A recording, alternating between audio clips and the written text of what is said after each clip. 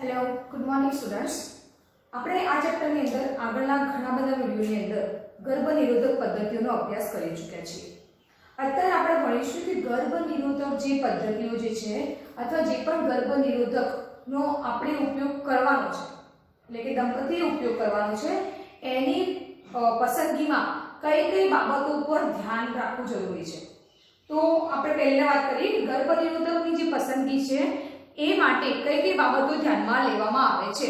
તો પહેલો પોઈન્ટ કે જે પણ ગર્ભ નિરોધકનો ઉપયોગ કરો છો એની પસંદગી યોગ્ય પસંદગી કરવી.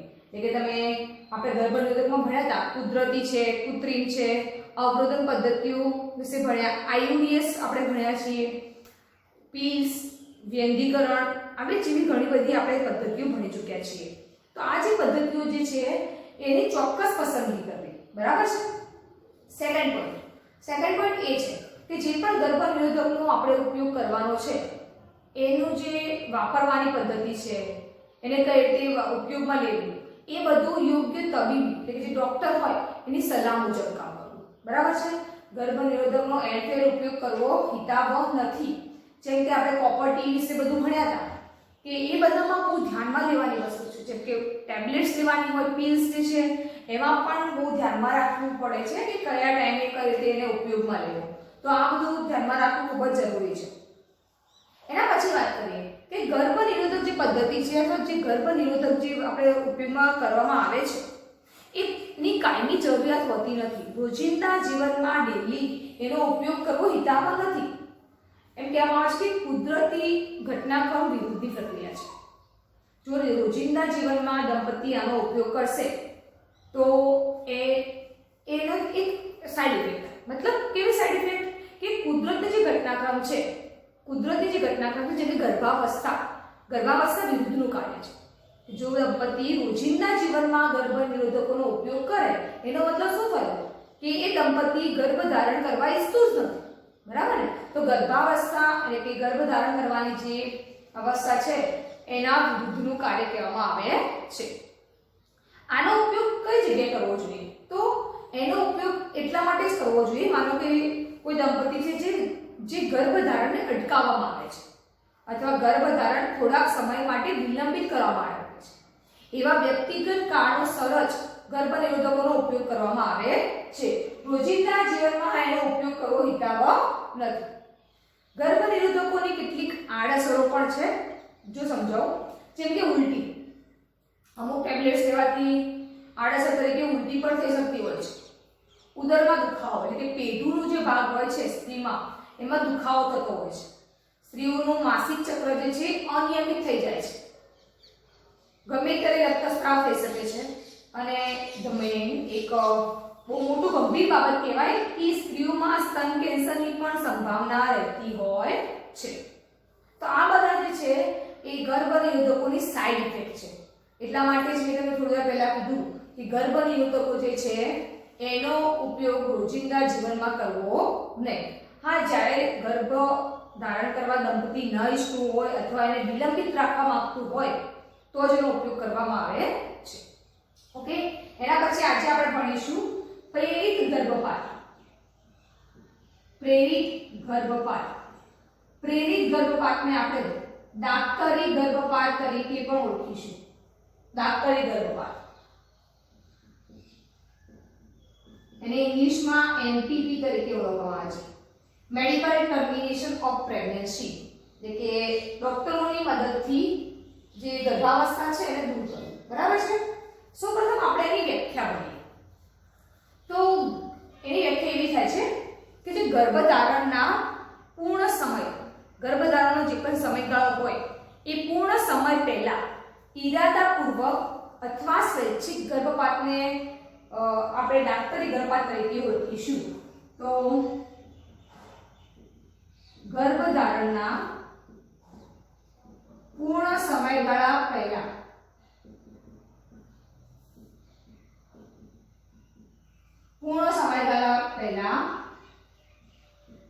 ઈરાદાપૂર્વક કે સ્વૈચ્છિક ગર્ભપાતને કરવામાં આવતા ગર્ભપાતને આપણે डाक्टरी गर्भपात अथवा प्रेरित गर्भपात तरीके ओळखीए છીએ। व्याख्या આપણે થોડી યાદ રાખવી પડશે, કોઈ વાર પૂછી શકાય છે। એના પછી વાત કરીએ કે ગર્ભધારણ જે છે અથવા ગર્ભપાત છે એ ક્યારે કરાવવો હિતાવહ છે। તો પહેલા તમને વાત કરી કે ગર્ભધારણ જે થયું છે એ ગર્ભધારણ અથવા એ ગર્ભધારણને રોકવું છે આપણે, બરાબર, ડોક્ટરની મદદથી। તો એવા ગર્ભપાતને આપણે ડોક્ટરી ગર્ભપાત અથવા પ્રેરિત ગર્ભપાત તરીકે ઓળખીએ છીએ। અને આ ક્યારે કરાવી શકાય, બરાબર, ક્યારે કરાવી શકાય અને કેટલા સમયગાળામાં કરાવી શકાય। તો પહેલા આપણે સમયગાળાની વાત કરીશું। તો પ્રથમ 12 અઠવાડિયા એટલે કે 3 મંથ, પહેલા 12 અઠવાડિયા 3 મહિના, 3 મહિના દરમિયાન કરવામાં આવેલું જે ગર્ભપાત છે એને સુરક્ષિત માનવામાં આવે છે, એટલે કે એના દ્વારા સ્ત્રીમાં કોઈ પ્રકારનું નુકસાન કે આડઅસર જોવા મળશે નહીં। એના પછી વાત કરીએ કે બીજા 12 અઠવાડિયા એટલે કે 6 મહિનાનો સમયગાળો એ ગર્ભપાત ઘાતક તરીકે નીવડી શકે છે। ફરી એકવાર ચર્ચા કરીએ કે પ્રથમ 12 અઠવાડિયા દરમિયાન કરવામાં આવેલું ગર્ભપાત સુરક્ષિત માનવામાં આવે છે અને એના પછીના 12 અઠવાડિયા દરમિયાન જો ગર્ભપાત કરાવવામાં આવે તો એ ગર્ભપાત જે છે એ ઘાતક નીવડી શકે છે, બરાબર છે। ગર્ભપાત હંમેશા માન્ય ડોક્ટરો પાસે જ કરાવવું જોઈએ। પ્રાઇવેટમાં આપણે ઘણા બધા લોકો પ્રાઇવેટ્સમાં કરાવતા હોય છે, એની ઘણી બધી નુકસાનદાયક હોઈ શકે છે, એ અસુરક્ષિત હોઈ શકે છે। તો ગર્ભપાત હંમેશા માન્ય સરકારી ડોક્ટર જોડે જ કરાવવું જોઈએ, એની આપણે ચર્ચા આગળ કરીશું। હવે મારો પોઈન્ટ છે કે ક્યારે ગર્ભપાત કરાવી શકાય, ક્યારે, કયા સંજોગોમાં સ્ત્રી ગર્ભપાત કરાવી શકે છે। તો પહેલો પોઈન્ટ છે કે સતત વારંવાર ગર્ભાધાન, એટલે કે સ્ત્રી પોતે ગર્ભધારણ કરે તો એનાથી જો ગર્ભવતી સ્ત્રીનું જોખમ થઈ શકે, એટલે કે એને શારીરિક અથવા માનસિક કોઈ પ્રોબ્લેમ હોય તો વારંવાર ગર્ભધારણથી સ્ત્રીને જોખમ હોય તો, કોઈ સ્ત્રીને 2-3 બાળકો હોય, બરાબર, અને ફરી પણ એ સ્ત્રી પોતે ગર્ભવતી બને છે તો વારંવાર ગર્ભધારણ કરવાથી જો સ્ત્રીને માનસિક અથવા શારીરિક કોઈ પણ પ્રકારનું જોખમ હોય તો એ ગર્ભપાત ડોક્ટર જોડે કરાવી શકે છે, અને એ પણ નિષ્ણાત ડોક્ટર જોડે, બરાબર। તો આ પોઈન્ટ ક્યારે લાગુ પડશે કે સ્ત્રી પોતે ડોક્ટર જોડે ગર્ભપાત કરાવી શકે છે, પણ ક્યારે, તો વારંવાર ગર્ભધારણથી સ્ત્રીને કોઈ ગંભીર ઈજા હોય, શારીરિક માનસિક કોઈ પણ, તો એ ગર્ભપાત થઈ શકે છે। બીજું પોઈન્ટ છે કે જન્મનાર બાળક જે છે, જન્મનાર બાળક એ કોડ ખાંપણ વાળું હોય। અત્યારે તો આપણને બધાને ખબર છે કે સોનોગ્રાફી દ્વારા બાળકનો આપણને બધું શરીરની રચના જોઈ શકાય છે। તો એ દરમિયાન જાણવા મળે કે જો સ્ત્રીમાં ઉદરમાં રહેલું બાળક જો કોડ ખાંપણ વાળું હોય તો ગર્ભપાત કરાવી શકાય છે, એમટીપી કરાવી શકાય છે, જેથી કરીને બાળક આ એવું કોડ ખાંપણ વાળું બાળક દુનિયામાં પ્રવેશ ન હોય, બરાબર છે, એનાથી બચાવી શકાય છે। બીજું એના પછીનો પોઈન્ટ છે અસુરક્ષિત સમાગમ। અસુરક્ષિત સમાગમ એટલે કે સ્ત્રી અને પુરુષ જે સમાગમ હોય છે અસુરક્ષિત હોય અથવા તો એવું બને કે ગર્ભ નિરોધકો નિષ્ફળ ગયા હોય। બીજા પોઈન્ટ કયા છે કરી શકીએ, અસુરક્ષિત સમાગમ। એના પછીનો પોઈન્ટ હું તમને કહું તો માનો કે ગર્ભ નિરોધકો નિષ્ફળ ગયા હોય તો પણ ગર્ભપાત કરાવી શકાય છે। અને લાસ્ટ હું તમને કહું કે બળાત્કારનું પરિણામ, બળાત્કાર, સ્ત્રી કે કોઈ છોકરી બળાત્કાર એના પર રેપ થયો હોય તો એ ગર્ભપાત ડોક્ટર જોડે કરાવી શકાય છે। તો આ 3-4 પોઈન્ટ જે છે એના કારણે તમે ડોક્ટર જોડે જઈને ઇઝીલી ગર્ભપાત કરાવી શકો છો, ડોક્ટરી ગર્ભપાત કરાવી શકાય છે, બરાબર છે। ફરી એકવાર જોઈ લઈએ કે સ્ત્રીને વારંવાર ગર્ભધારણથી થતું જોખમ અટકાવવું હોય તો ગર્ભપાત કરાવી શકાય, એ બળાત્કારનું પરિણામ હોય અથવા જન્મનાર જે બાળક છે એ કોઈ ખોડખાંપણ વાળું હોય, અધરવાઇઝ જે સ્ત્રી પુરુષ વચ્ચે સંબંધ બંધાયો હોય એ અસુરક્ષિત હોય, કાં તો પછી ગર્ભ નિરોધકોનું એટલે કે દંપતી જે છે એ બાળક ન ઈચ્છતી હોય. એવું બની શકે કે દંપતી હોય એ પોતે જોબ કરતું હોય અથવા કંઈ બી હોય, એ વર્કિંગ મેન હોય તો એ પોતે બાળક ન ઈચ્છતા હોય અને ગર્ભ નિરોધકોના નિષ્ફળતાને કારણે એમને બાળક રહી જાય તો ગર્ભપાત કરાવી શકાય છે. આ વાત થઈ કે ગર્ભપાત ક્યારે કરાવી શકાય. હવે વાત કરીએ કે આપણા વિશ્વની અંદર દર વર્ષે 40 થી 50 મિલિયન એમટીપી જોવા મળે છે. કેટલા? 40 થી 50 મિલિયન. 40 થી 50 મિલિયન ગર્ભપાત દર વર્ષે જોવા મળે છે વિશ્વની અંદર. એક આ ગર્ભપાત થયા છે તો આ ગર્ભપાત થયા છે કે જે નોંધાયા છે, જે સરકારી હોસ્પિટલમાં થયા છે, બરાબર છે. તો આ તો કેટલા કહેવાય? જે વિશ્વની કુલ કાલ્પનિક જે ગર્ભધારણના જે છે એના 5 પૈકી 1 ભાગના છે. 5 પૈકી 1 ભાગના એટલે કે 1/5 જ છે. વિશ્વમાં જે કાલ્પનિક છે ને 1/5 ભાગના જ છે. કારણ કે આ તો સરકારના ચોપડે નોંધાયેલા છે. બાકી આપણને બધાને ખબર છે કે લોકો પ્રાઇવેટ્સ ની અંદર પણ જે લેબ સેન્ટર હોય ત્યાં જઈને ગર્ભપાત કરાવી દેતા હોય છે, બરાબર છે. પણ કહું તમને કે એ જે ગર્ભપાત છે એ ટોટલી અસુરક્ષિત છે. એની ચર્ચા આપણે કરીએ. એના પછી વાત કરીએ કે આ જે ગર્ભધારણની પદ્ધતિ જે છે, આ ગર્ભધારણની પદ્ધતિ છે એને સ્વીકારવી કે કાયદાકીય બનાવવી એ ઘણા દેશો માટે હજુ પણ ચર્ચાનો વિષય છે. એકચ્યુઅલી આપણા દેશમાં ગર્ભપાત જાહેરમાં કરાવી શકાતું નથી અથવા આ કારણ વગર કોઈ દંપતી ગર્ભપાત કરાવી શકતું નથી, બરાબર છે. તો આ ગર્ભપાતને કાયદાકીય બનાવવું અને એ પદ્ધતિને સ્વીકારવી એ ઘણા દેશો માટે અત્યારે પણ ચર્ચાનો વિષય છે. કેમ ચર્ચાનો વિષય છે? તો આપણે કહી શકીએ કે એના માટે નૈતિક, ભાવનાત્મક, ધાર્મિક અને સામાજિક વલણ સંકળાયેલા છે. એના પ્રશ્નો સંકળાયેલા છે. લોકો એવું માને છે કે ગર્ભપાત કરાવવો એ કુદરતના ક્રમ વિરુદ્ધનું કાર્ય છે. ગર્ભધારણ થવું આપણો દેશ એક સંસ્કૃતિ પાછળ વળગેલો દેશ છે. તો આપણા દેશના લોકો એવું સમજે છે કે જે બાળક ગર્ભધારણ થવું સ્ત્રીને એ કુદરતી છે અને એને અટકાવવું એ કુદરતના ક્રમ વિરુદ્ધનું કાર્ય છે. એને પાપ માને છે આપણા દેશમાં, બરાબર છે. તો આ બધા જે પ્રશ્નો છે એની સાથે સંકળાયેલા છે, જેથી કરીને આપણે એક દેશની અંદર ભારત દેશનો પણ સમાવેશ થાય છે આપણા દેશનો. એ લોકો એવું માને છે કે આ એક કુદરતી ક્રમ વિરુદ્ધનું કાર્ય છે, એટલે આને કાયદાકીય હજુ બનાવી શકાયો નથી. એના વાત કરીએ કે એમટીપી જે છે, આ એમટીપી નો ઘણો બધો દુરુપયોગ થઈ રહ્યો છે. મેં તમને હમણાં કીધું કે ઘણી બધી એવી સંસ્થાઓ જે છે જે એમટીપી કરી આપે છે. મેં તમને હમણાં કીધું કે એમટીપી હંમેશા માન્ય ડોક્ટર જોડે જ કરાવવું અને માન્ય ડોક્ટર આપણને હંમેશા સરકારી હોસ્પિટલમાં જોવા મળશે. પણ ઘણા લોકો એને પ્રાઇવેટ્સની અંદર પણ કરાવતા હોય છે. તો આ બધું રોકવા માટે 1971 ની અંદર, કઈ સાલમાં? 1971 ની અંદર આપણા દેશની અંદર આના માટે થોડા કાયદા બનાવવામાં આવ્યા. 1971 ની અંદર આપણા દેશમાં થોડા કાયદાકીય જોગવાઈ કરવામાં આવી હતી. તો આવું કેમ કરવામાં આવ્યું?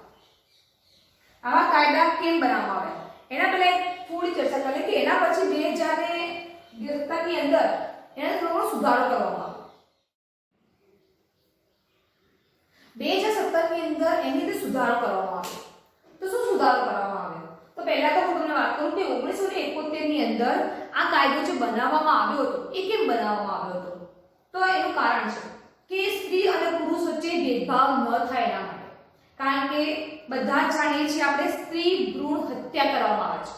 આપણને બધાને ખબર છે કે જો આ લોકો જે પણ દંપતી હોય એ પોતે મેડિકલમાં કે પછી કોઈ લેબમાં જઈને ચેક કરાવે કે જન્મનાર બાળક છોકરો છે કે છોકરી, અને જો એ છોકરી હોય તો એને એની ગર્ભની અંદર મારી નાખવામાં આવે છે કે એમટીપી કરાવી દેવામાં આવે છે.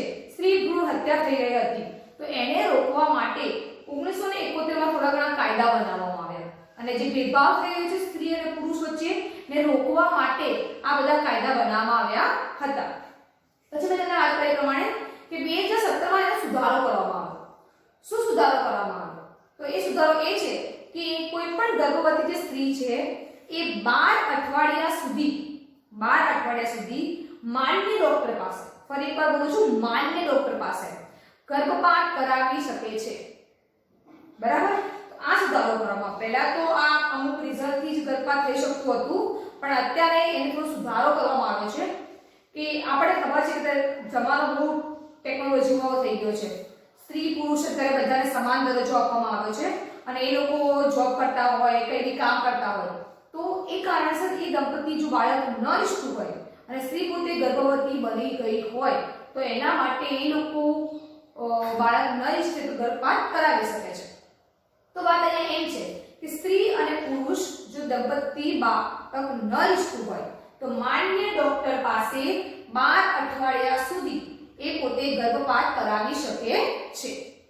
પણ 12 અઠવાડિયાથી વધુ સમયગાળો અને 24 થી ઓછા સમયગાળામાં જો ગર્ભપાત કરાવવામાં થાય, ફરી એકવાર 12 થી વધુ અને 24 થી ઓછા અઠવાડિયા દરમિયાન જો ગર્ભપાત કરાવવાનું થાય તો કોઈ પણ ઓછામાં ઓછા 2 માન્ય ડોક્ટરો પાસે સલાહ લઈ અને ગર્ભપાત કરાવી શકાય. 12 અઠવાડિયા થયા હોય એટલે 3 મહિના થયા હશે તો એ ગર્ભપાત સુરક્ષિત હોય છે. મેં તમને આગળ વાત કરી હતી. તો એ પોતે કોઈ પણ ડોક્ટર જોડે ગર્ભપાત કરાવી શકશે.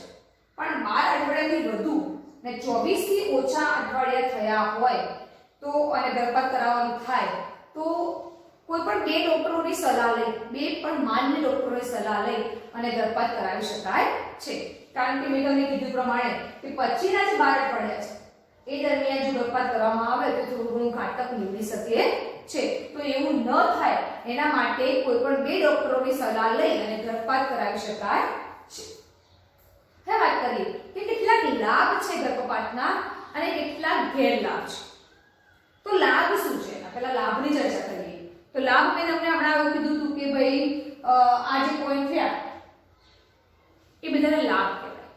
કેમ કે કોઈ સ્ત્રીને બાળક નથી ઈચ્છતું ને બાળક ગર્ભધારણ થઈ ગયું હોય તો એ ગર્ભપાત કરાવી શકે છે. અસુરક્ષિત સમાગમ હોય, બળાત્કારનું પરિણામ હોય, ગર્ભનિરોધકો નિષ્ફળ ગયા હોય, સ્ત્રી માટે જોખમ હોય, બાળક પણ ખાંપણવાળું હોય, આ બધા રીઝન હોય તો ગર્ભપાત કરાવી શકાય, એ લાભ કહેવામાં આવશે. તો ગર્ભપાત માટે ગેરલાભ શું હોઈ શકે?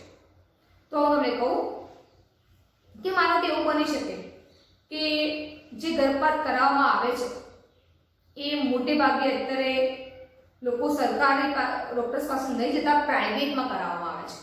ગેરમાન્ય ડોક્ટર પાસે ગર્ભપાત કરાવે છે અને એ બની શકે કે એ ડોક્ટર્સ પહેલા ડોક્ટર જેટલા લાયક ન હોય તો અને એ અસુરક્ષિત થઈ શકશે. એ જે ગર્ભપાત થયો એ અસુરક્ષિત થશે, સ્ત્રી માટે જોખમી નીવડી શકે છે, બાળક માટે જોખમી નીવડી શકે છે અને સાથે સાથે ગેરકાનૂની પણ છે. બરાબર છે? ઘણા લોકો જાતિ પરીક્ષણ કરાવતા હોય છે.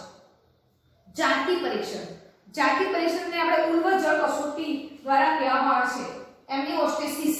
આ શબ્દ મેં તમને આગળ ચર્ચા કરેલી છે અને ફરી આગળ પણ કરીશું. એને ઉલ્વજળ કસોટી કહેવામાં આવે છે.